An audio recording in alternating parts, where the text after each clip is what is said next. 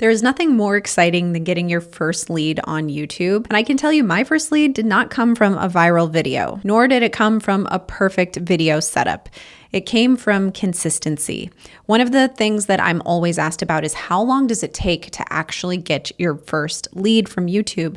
And that really depends. For me, it took a year, but honestly, I think it could be much quicker if you're actually following some strategic steps in the process to build your channel, all these things that I didn't know before I started. When I first started YouTube, I was throwing spaghetti at the wall to see what stuck. And eventually that method worked, but it could have happened so much quicker if I was a little bit more strategic and defined on who I was speaking to in my videos. The one thing that I did have going for me, however, was consistency. I posted every single week. I never missed a week, no matter what was going on. In fact, 6 years later, I still haven't missed a week of posting on my YouTube channel for real estate. But don't get me wrong, this got really discouraging and boring when I wasn't getting any leads from it. But then one day I did get a comment from someone who said they were moving to the area and loved the information that I was sharing. Problem was, I had no way to contact them. I needed them to actually give me a call. Eventually, I did end up connecting with this first lead, but it could have been so much easier if I was using things like lead magnets in order for them to get in touch with me.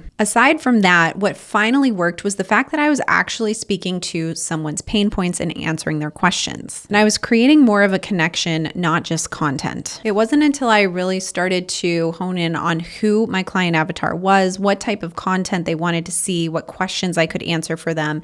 That's when I started to see the traction. So if you're still not sure who your client avatar is, check the description below. I have a download for my free client avatar workbook that will help you figure out who you should be talking to in your videos. Now, what I would do differently if I was starting my channel today is I would have my client avatar defined, first of all, and I would have a much more strategic plan on the type of content I'd be putting out for that avatar. I would also use a lead magnet in every single video that I posted. That way, I'm not waiting for someone to call me. I can actually capture their contact information and start nurturing them as a lead, whether they're ready today or won't be ready for another year. I'll talk more about lead magnets in a future video, so stay tuned for all of that. I also would have used a video framework that helps my viewers stay engaged throughout the video, starting with a hook, incorporating a teaser in the middle of the video, and also ending with a call to action. And at the end of each video, I would direct the viewer to watch another video on my channel so that they get more information from me and also signal to the algorithm that they really like my content. That video framework is super important. This is one thing that once I incorporated it, my average percentage viewed, which is a really important metric to YouTube, started to increase. I also started to see increased lead flow. If you want to know how to use this video framework to keep your viewers watching and eventually turn into leads, you can check out this video right here.